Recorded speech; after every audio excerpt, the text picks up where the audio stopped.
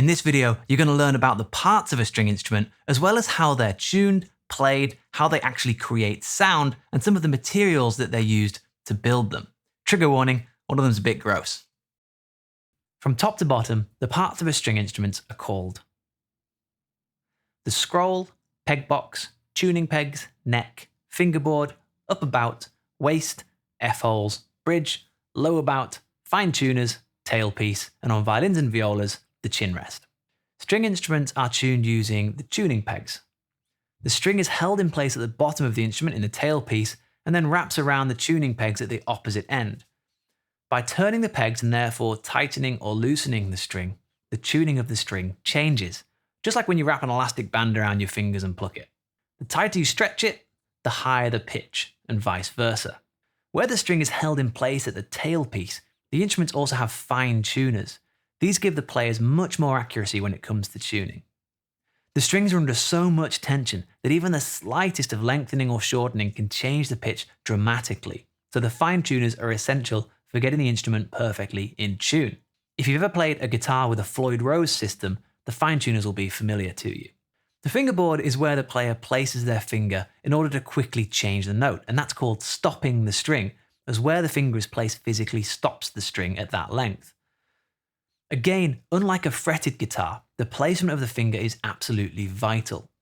String instruments don't have frets, which means if you were to slide your finger up the string while bowing, you'd have a continual change of pitch. Frets on guitars basically stop the string at perfect half-step or semitone intervals.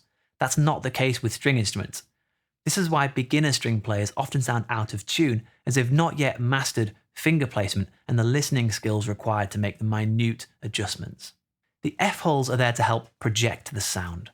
When the string is bowed and vibrates, which is what creates the sound, that vibration is transferred through the bridge to the hollow body of the instrument.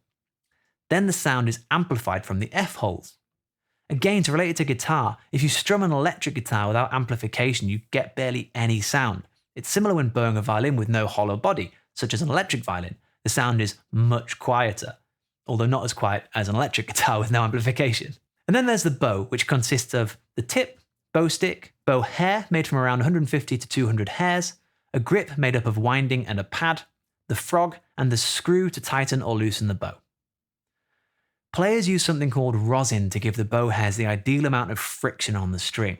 Rosin's basically a solidified resin made often from pine trees. The bow hairs themselves are usually made from hairs taken from the tail of a horse. The bows used to bow across the strings, which are made from either steel, a synthetic material similar to nylon called perlon, or gut, which is literally the fibre found in the intestines or gut of animals, typically sheep. One thing that's very important to remember is that the strings aren't all perfectly lined up like they are on a guitar, as that would make bowing an individual string impossible. The bridge and fingerboard are actually curved, which is why when you see string players bowing the instrument, they have to raise the bow higher or lower, or outwards and inwards in the case of cello and bass, to hit each string individually. Thanks for watching. If this video helped you, please give it a thumbs up and don't forget to hit the big red subscribe button for more music composition, production, and industry tips. If you want to learn more about the string section, sign up to my free email video course by following the link in the description. And finally, let me know what else you'd like to learn about by leaving me a comment.